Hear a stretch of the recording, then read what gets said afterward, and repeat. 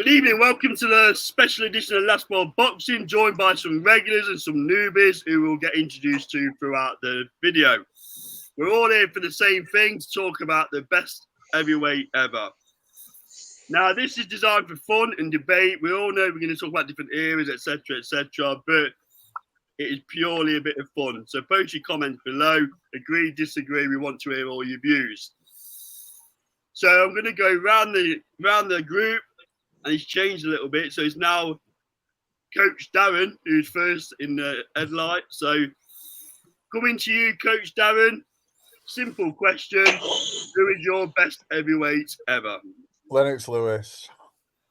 Lennox Lewis. Yeah. Okay, so anybody... You're not going to give us a breakdown, Daz? You're going to give us a breakdown as to why? Give us your rationale why that is then, Daz. Yeah. As near to a perfect heavyweight as I've seen. The Lennox who beat Razor Ruddock would have been too much for any heavyweight in history at the best for me. He had a brilliant jab. His skill level was very high. Power, speed. He was just almost a complete heavyweight for me. You go back to the age-old argument, don't you? As well, you say, Tyson who beat Berbick, would anyone to live with him on that performance? Jack Dempsey, from way back when, Joe Louis who destroyed Schmeling, Marciano, etc. I just think Lennox Lewis had everything, and Lennox Lewis at his best would have beaten everyone at their best, including Ali, everybody. Does anybody disagree on them points before I start going round the table? Anybody wants to comment on that one? No. Come on, somebody's got to disagree with me. Come on. It's going to be a very quick video, if not. No, obviously. So, Chris from Boxing Bros, I'll move on to you next, fella, because you're next on the screen. I was going to disagree, but I thought I'd be next anyway. So. You can do it in your segment, mate. So to start off why you disagree and tell us who you think should be the best ever. I disagree because I'm even though it's the obvious choice, but I think Ali's the best. And I think Lennox Lewis was good. I'd say he's number 2. But I think a lot of his fights, his signature wins, they weren't in their prime. Like they're really good. If you look at Ali's record, 10 title defenses, 7 of them are Hall of Famers that he's beaten. Like I just think he's just, even though everyone says how the greatest, everyone would say that, even casuals, well, it actually is true. I think Ali's the greatest. That's it. What? Are you influenced by his activities outside the ring as well, though, Chris? When you say no, in boxing, I think even he's come in 2 eras and dominated when he was younger, then after his exile. So yeah, Ali's the greatest, and all his fights are all against most of them title defenses or title wins, are all against elite Hall of Famers, bar 3. See, I think Lennox Lewis would have beat Muhammad Ali. I think Lewis would have had as Chris has just said, you've got 2 incarnations of Muhammad Ali. You got Cassius Clay, obviously, and then you've got Muhammad Ali. I think Lennox would have beaten Muhammad Ali. He may have struggled more with Cassius. I still think Lennox would have come out on top.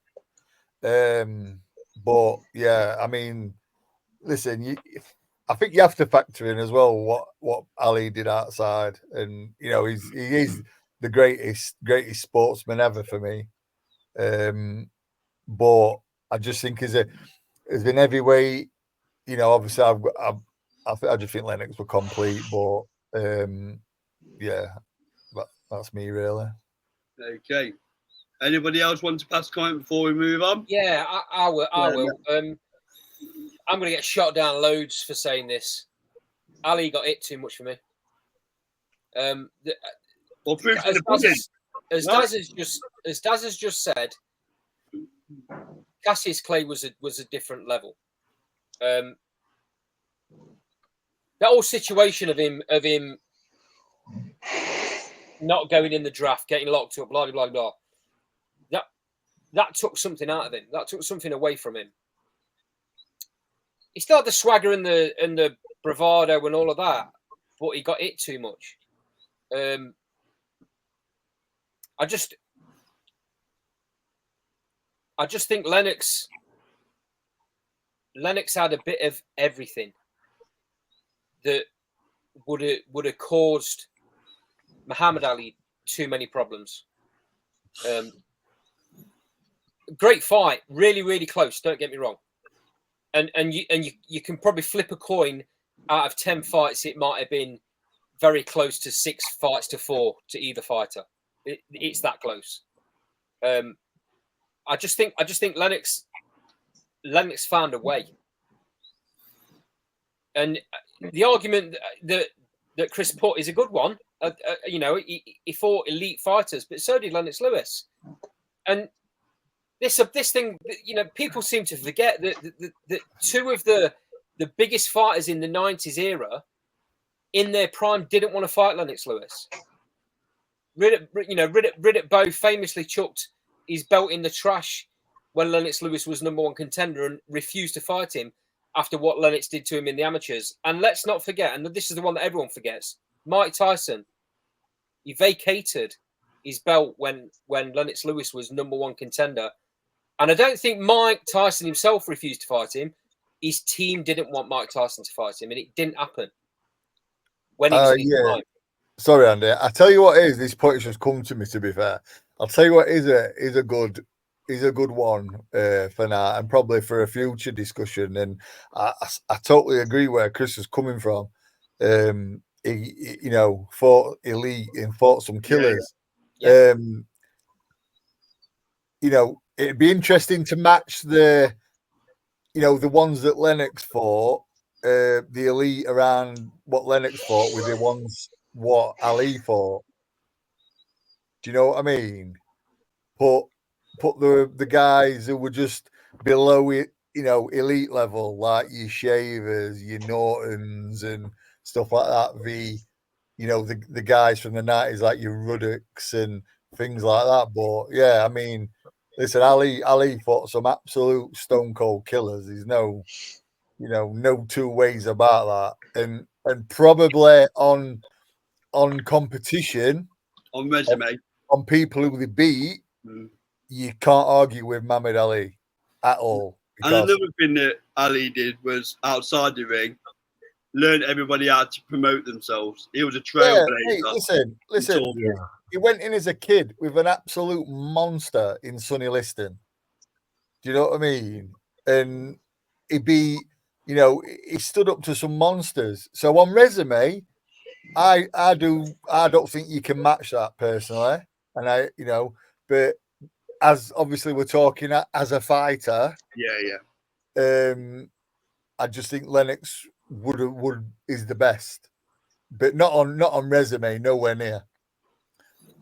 Because I do believe that the guys from the 70s, like your Shavers, your Nortons, even though I know Norton was world champion, but they were considered below Ali, Frazier, and that.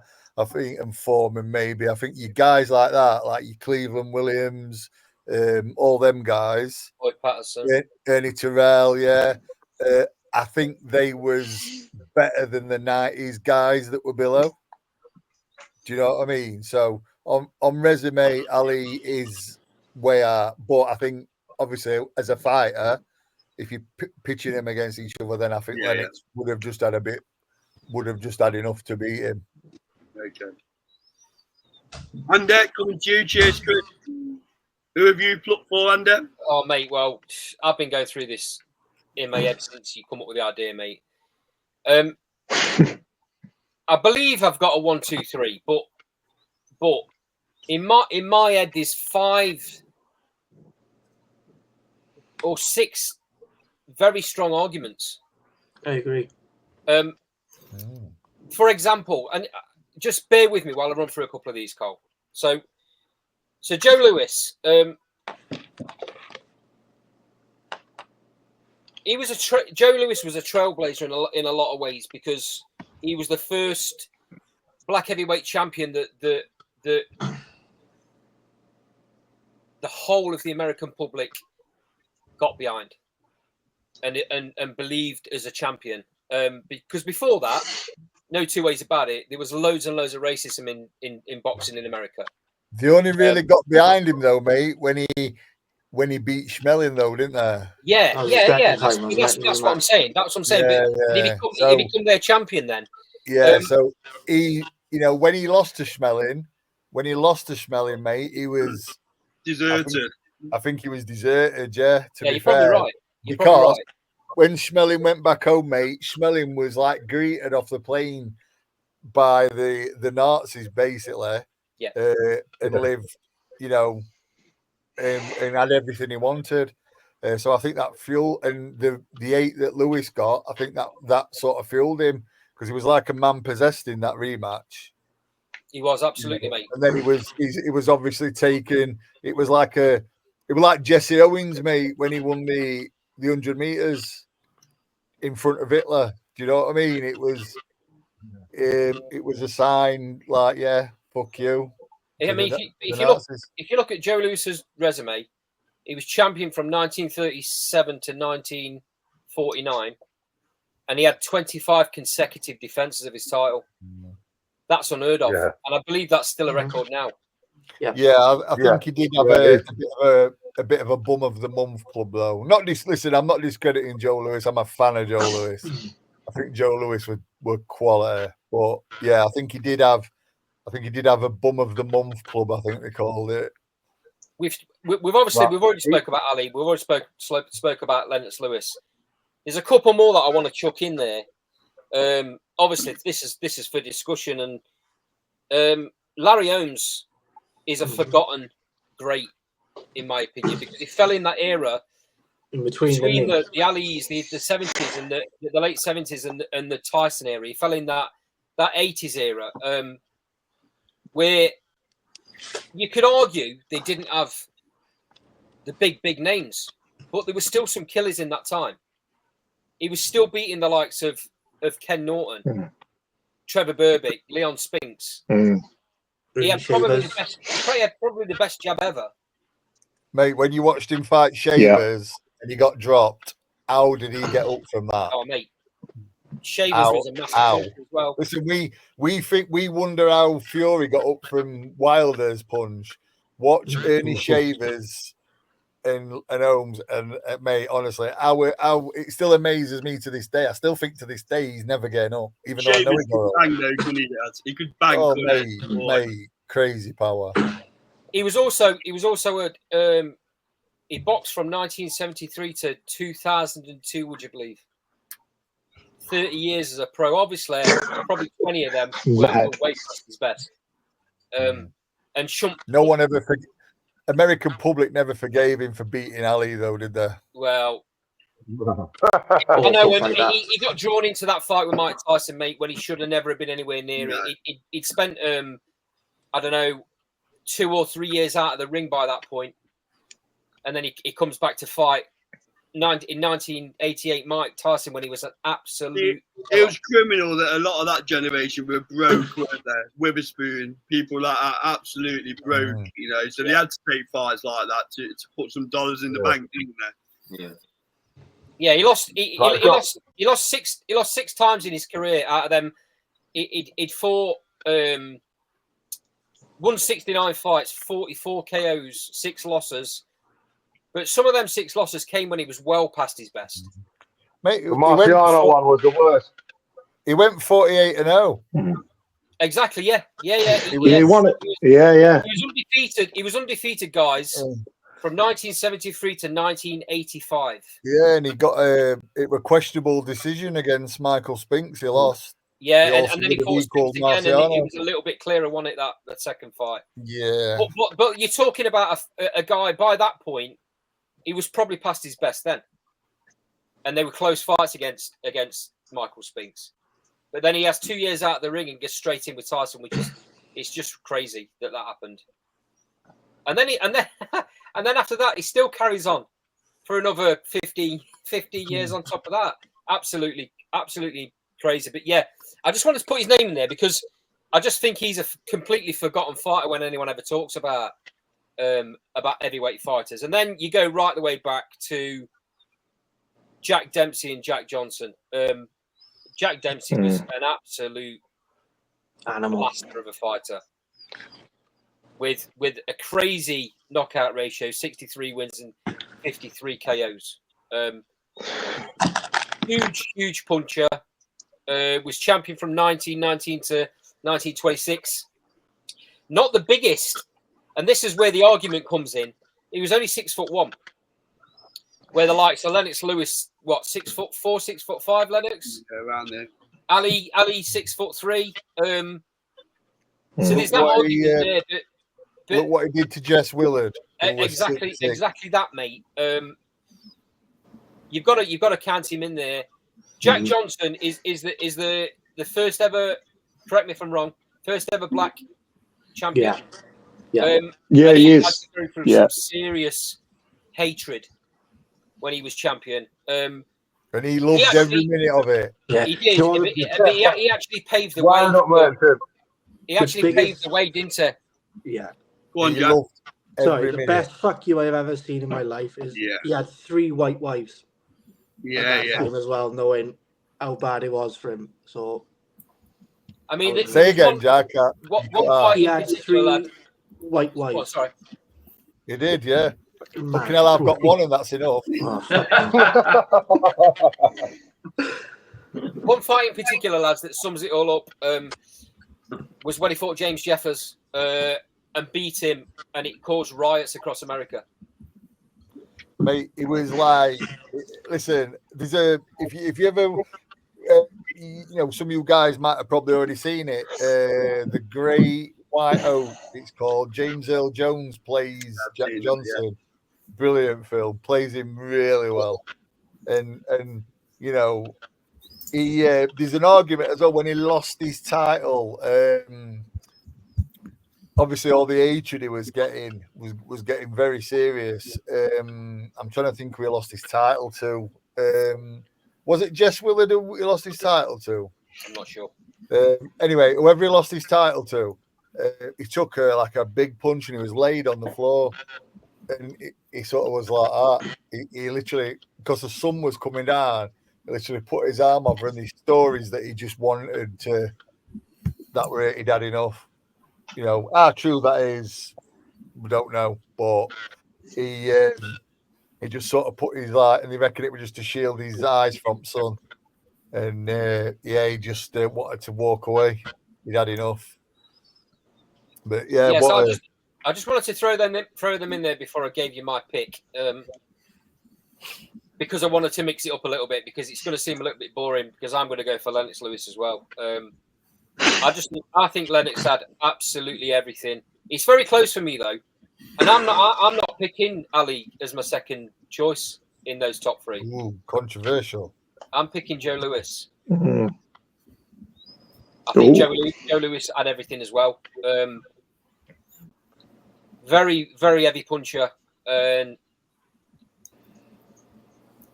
he was in an era where fighters were just a different level of hard. Is probably the best way I can put it. So for me, Ali comes in third. Okay, thank you very much, Andy. So Brett, coming on to you next, fella. So again, thanks for joining this debate, much appreciated.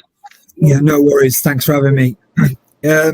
What a debate this is. And again, before I go with the house pick, which it's seemingly going to be with Lennox, I'll break a few things down as well, because it's really weird, because putting a few down on paper, having a little look at things, and if I go down categories before I pick Lewis and say why I picked Lewis, if I'm looking at the best jab from this kind of unbelievable kind of picks of the gods, if you like, I'd go down with Holmes as having the best jab. That double jab was penetrating, was unbelievable.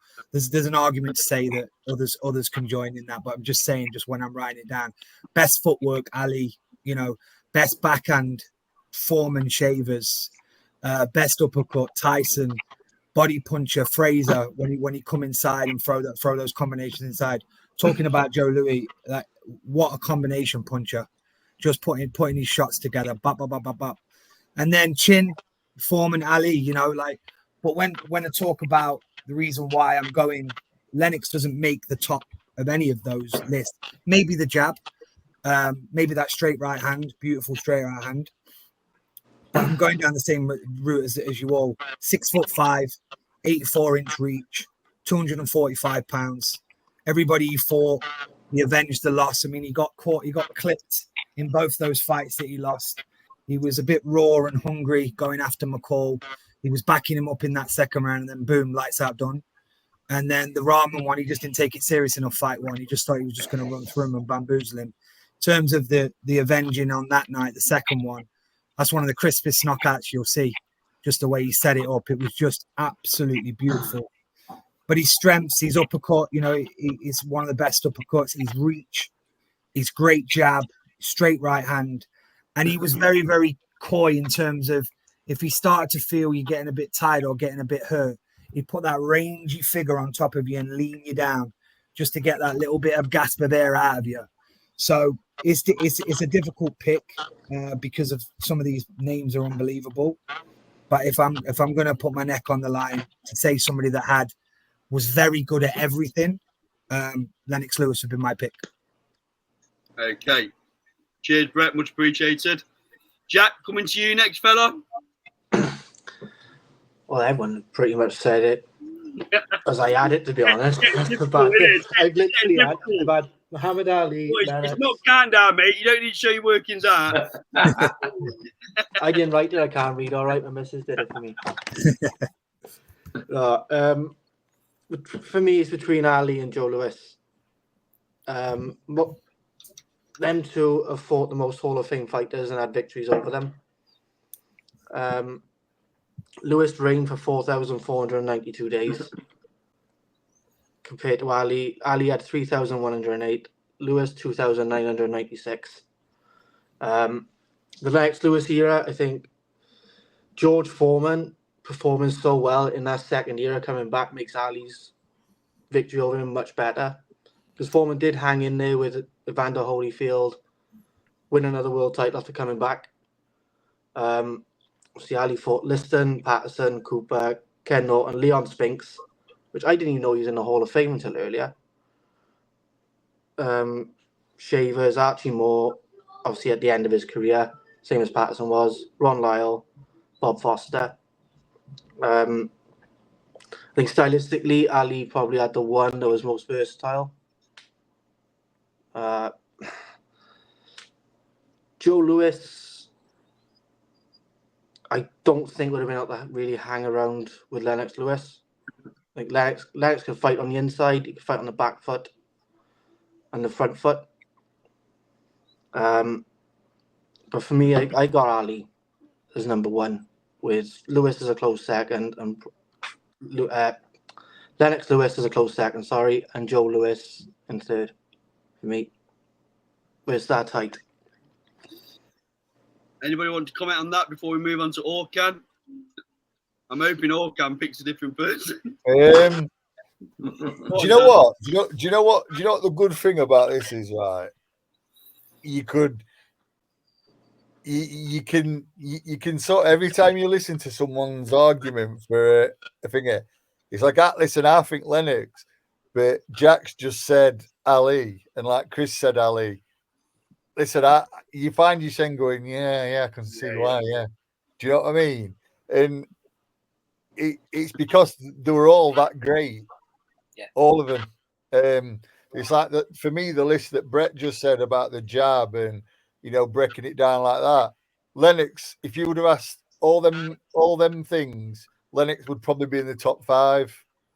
He's probably the most complete. Not necessarily number one on them, like the jab and stuff, and the right hand, he'd have probably been in the top 5 all time in all them. You know, these are all like, you know, legends, all absolutely immense fighters. You know, you start having to proper delve into it sometimes, and you look at, well, Ali, when he, you know, when he did that to Foreman, I sometimes find myself putting Lewis in Foreman's place and think Lewis wouldn't have done that. Lewis wouldn't have just tired himself out. But then Lewis there's was also more the crisp as argument, well, isn't he? there's But also then- the argument styles make fights as well, isn't Yeah, there? yeah, Lewis wouldn't have done that. But then I look at like sometimes Lennox v Cassius, who, you know, beat Liston, and you think, how would he have got close to him? Do you know what I mean? And Lennox versus Vitali, where Vitali gave him kittens. yeah, see, Lennox were on his way out though, weren't he? You know, Lennox knew it was time to hang him up. Do you know what I mean? And he did. But I think what we're talking here is like we like Lennox, Joe Lewis, Ali, all them. You know, we're talking above Klitschko's, to be fair. Yeah, You know, as good as they were, they don't think of this. And like I said, on resume, Muhammad Ali is the best on who we fought. But like we said, as a fighter, with every tool he's got and at his best, I just think Lennox would have. It's close though. It's close. The version of Ali on the Frazier 2, I feel like that would have given Lennox the most problems because. Yeah, you see, I think Cassius Clay would have given him most problems. The one that fought Liston. You know, don't think he beats him though. You what, mate? I still don't think he beats him. Lennox finds a way. Yeah, I mean, yeah, that's why I've got Lennox as the best. But I think because there were two versions of Ali, weren't there? There were Cassius and there were Muhammad Ali. I think they'd have both getting problems.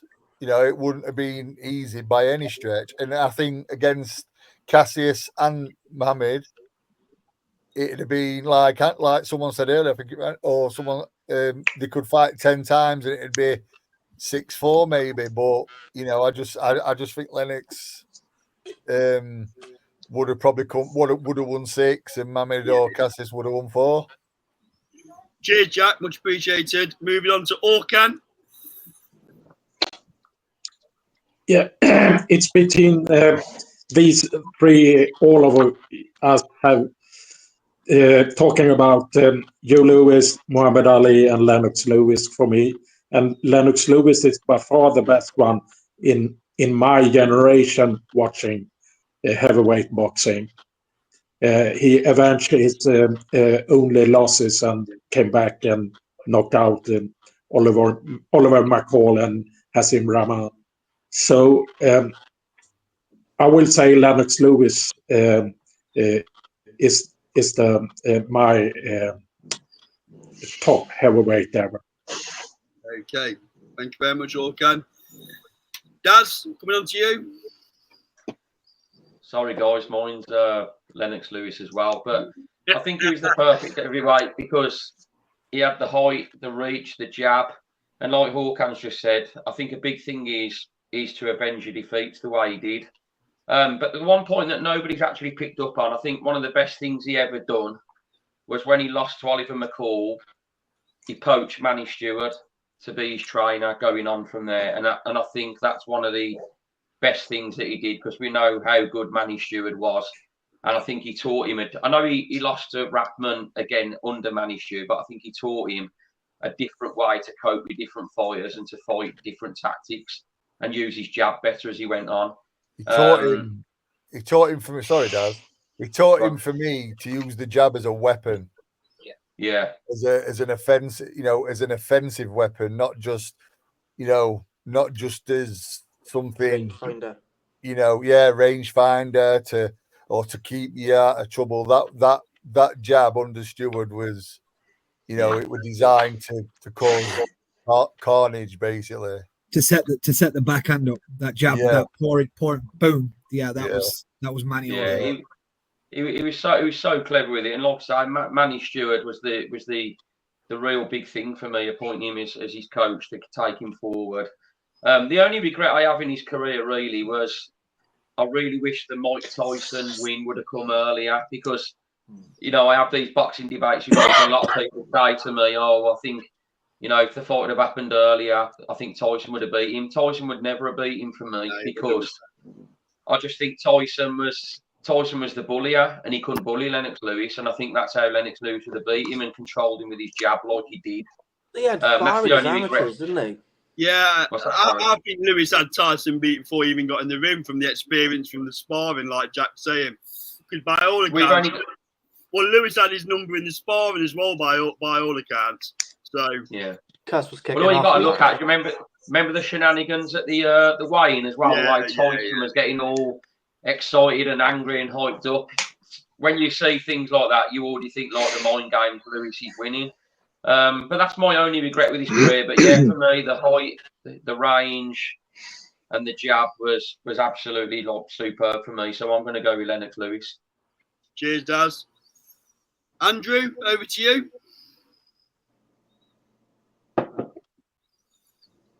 Is he there? So Wad coming in last year. Well done, boys. I mean, I probably would put Ali and Lewis in there. I mean, Marciano's got to be a mention, any, you know, 49 wins undefeated. You've got to kind of chuck him in the mix. I guess my curveball, who I'd probably put at 3, is I'd probably put Usyk in there. I was thinking that. I mean, obviously he fought AJ. He fought AJ, because everyone's always said, haven't they? You hear this narrative in boxing all the time: a good big un beats a good little un, right? You know, he was giving up AJ come in, the big powerful wrecking ball. You know, he done a job on him twice, giving up 3 stone in weight or 4 stone, whatever it was, against Usyk. If that ain't a pound for pound great right there, I don't really fucking know what is, to be honest with you. I think his judge of distance is. Oh yeah, I think his footwork is some of the best I've ever seen. I mean, all these guys. I mean, Ali, so quick, wasn't he? But just to try, and I'm not trying to kind of force it into the discussion, but I think for me, I would definitely put Usyk in and around that top 3. But it's such a hard, like, how do you even? But Lennox Lewis and Ali, I'd have to put at the top of the pile. But yeah, that's kind of my take. Can I come in, because I'm itching? Yeah. I don't even think that. Yeah, go for it. I don't even think that Alexander Usyk's the best cruiserweight that's gone to heavyweight. You're going to go Holyfield, aren't you? Holyfield, you're going to say, aren't you? Holyfield. Yeah. Holyfield's proving it in a very very stacked era. The problem for Usyk, for me, Usyk's brilliant, mate. Don't get me wrong. He's easily the best heavyweight in this generation. Easily, he's proved it. The problem is this generation just isn't good enough. Similar to Klitschko, isn't it, Vladimir? This generation, unfortunately for Usyk, this generation just isn't good enough, because all of those fighters we've talked about. The Muhammad Ali's, the Joe Louis, the Lennox Lewis, they were all in eras with absolute killers that, and Daz has said this on previous shows, they would have dominated. The fighters they beat in their eras would have dominated this era. That's how good they were. I don't think Usyk lives with any of these fighters. I personally, listen, he's a fantastic fighter, and he's a very clever fighter, and that, but it won't make top 53 for me. I don't think he's interesting. I just think all of them. The top what number was that? Top what, 53? It was a. I'm not necessarily saying it, but you know, listen, at least 20 or 30, mate. You've got, you know, you think he beats the likes of Norton and Shavers and all them guys. Nope. I think he might be being penalised a little bit for the era that he's in. He don't beat from that era, Carl. He don't beat Riddick Bowe. He don't beat Evander Holyfield. Where Usyk in the 90s. Listen, where Usyk is a very good fighter. Would he adapted to them? You don't know. I don't know. Because look how Usyk performed against Chisora, and then you got Joe Frazier, who's quite similar style to Chisora, just a lot mate, better. don't compare Joe Frazier to Chisora, No, please. a lot better. Please. Smoking Joe and Del Boy. But Frazier is obviously a lot faster, a lot better. I honestly, I think Frazier would have beat Usyk. Listen, I sound like a Usyk hater, but I'm not. I really do like the guy, and I think he's this is brilliant for boxing. But I just think beating Joshua and beating Fury and beating Bellew and beating Chisora Dubois. and beating Dubois. Put some respect on his name. Yeah, you just listen. You know, come on. You put him in ring a lot across from, you know, some of these killers and stuff, and you know, from 90s, from 80s, from 70s, from 60s, from all the way back, and it comes unstuck for me. Listen, I respect his opinion, but for me, it comes unstuck. Can you imagine saying Liston versus Dubois? You are? Dubois would absolutely cack it if Liston was staring across him from the ring. I'm not surprised, mate, to be fair. The thing is, like back in them days, they did 15 rounders.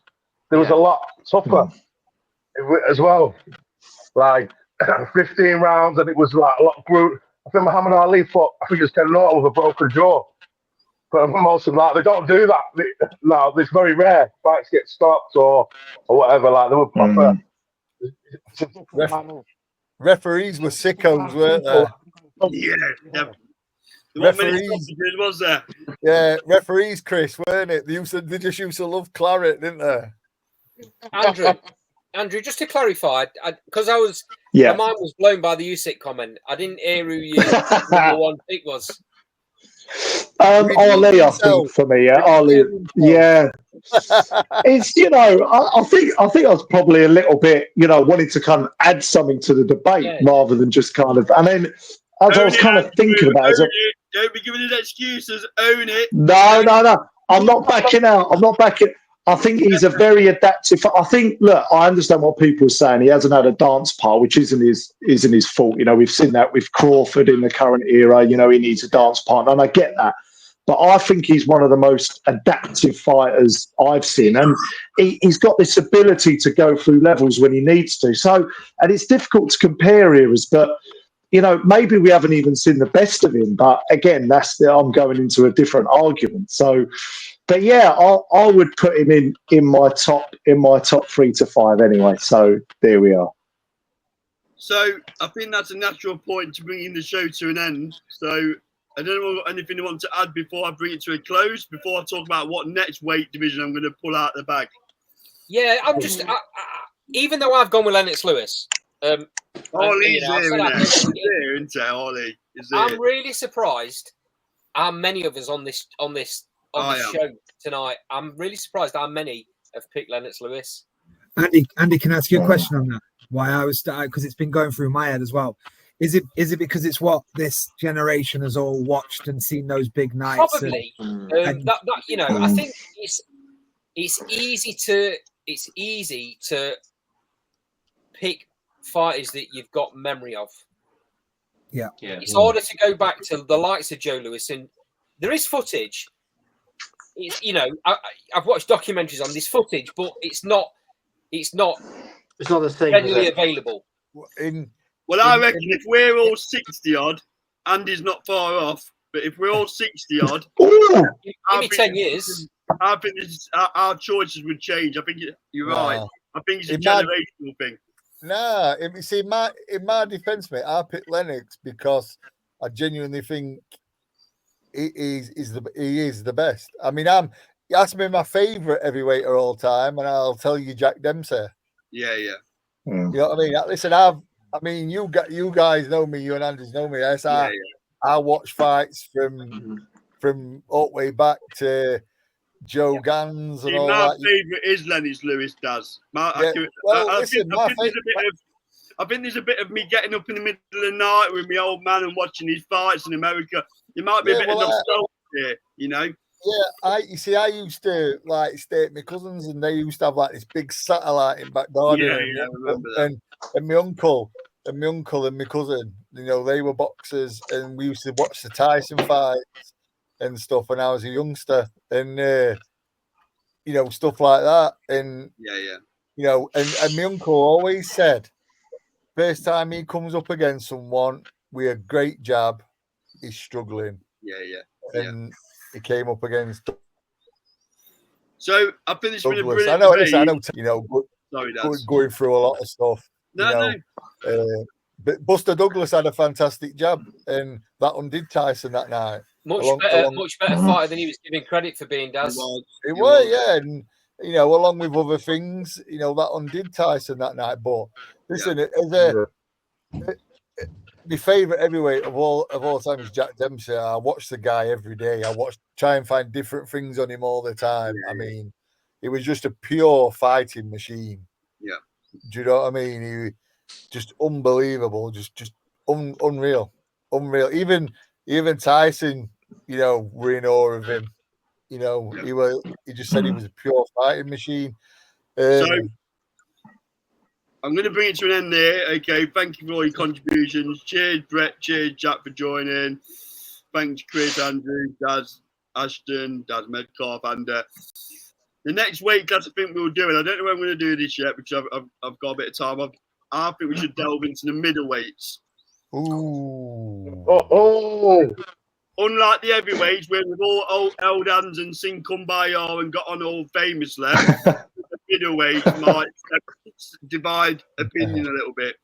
So this is just a nice warm introduction. Dip your toe into the water. So now we're all familiar with each other.